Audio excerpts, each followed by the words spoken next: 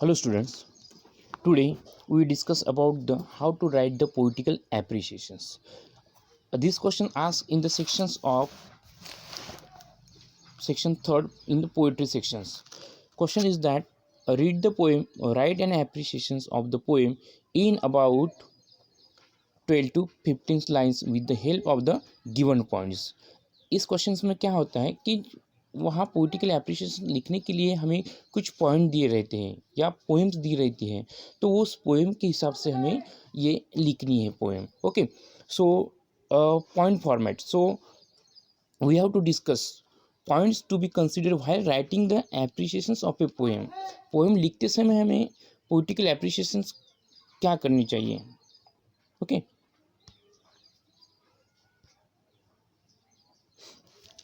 so the first point is here the title of the poem.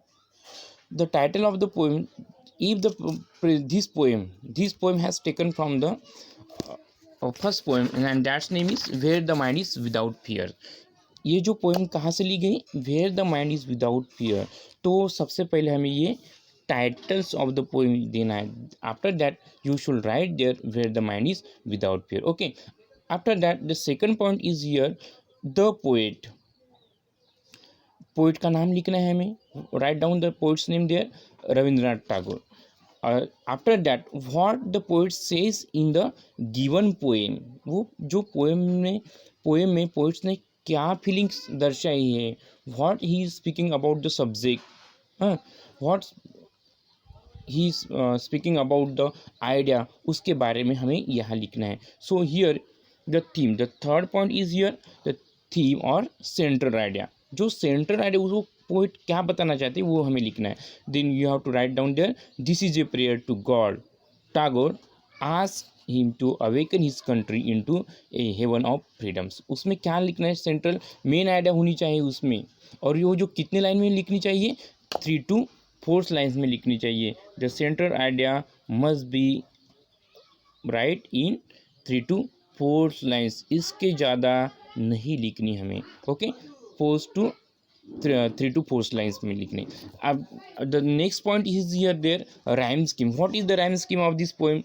तो जो central theme क्या थी poem की, सबको पता है हमें क्या पोएम है. This is a prayer and this is a prayer to God. ये जो पोएम है जो भगवान के लिए प्रार्थना की है हमारे रविंद्रनाथ टैगोर ने. And he ask him to awaken his country into, वो जो प्रार्थना करते कि हमारे जो कंट्री को है किससे जागरूक करें, into heaven of freedom where there is total freedom of goods thought. वहाँ पूरी तरह से अच्छे विचारों की आज़ादी हो, इस तरह की वो प्रार्थना करते हैं.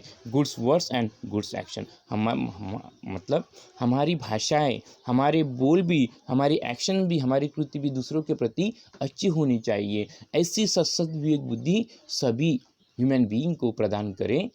इस तरह की पोएम लिखी है. The next point is here rhyme scheme. Okay, rhyme scheme written in free verse without any rhyme scheme और मीटर्स. देखो हम रविंद्रनाथ टैगोर की जो पोएम देखते हैं तो there is no particular rhyme scheme. There is no heroic couplet, there is no blank verse. Sorry, there is no heroic couplet, there is no Shakespearean sonnet, Shakespearean Petrarchan sonnet formula. So there such of poems is not there. Rhyme scheme is not there. So then you must write there written in free verse without any rhyme scheme और metre. मतलब क्या है, जो हमने study किया है कि वहाँ कुछ भी हीरोइक कपलेट नहीं है, मतलब वो फ्री वर्स में लिखी है गई है पोएम. तो फ्री वर्स में लिखते हैं तो इसमें कुछ भी राइम स्कीम नहीं होती. राइम स्कीम मतलब क्या होता, ए बी सी डी, इसको हम राइम स्कीम बोलते हैं. तो in our poem there is not mentioned such type of rhyme scheme, so we must write their rhyme scheme.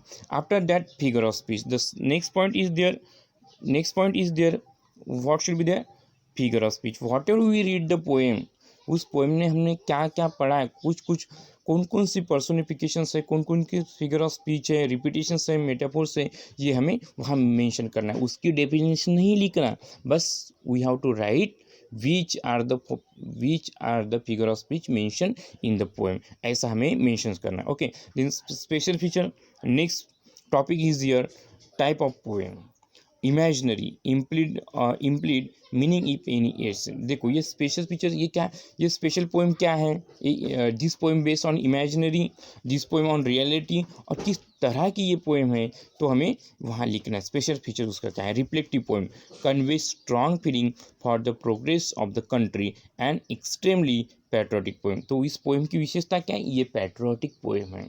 ये in this poem Rabindranath Tagore express the feelings of brotherhoodness, express the feeling of world family।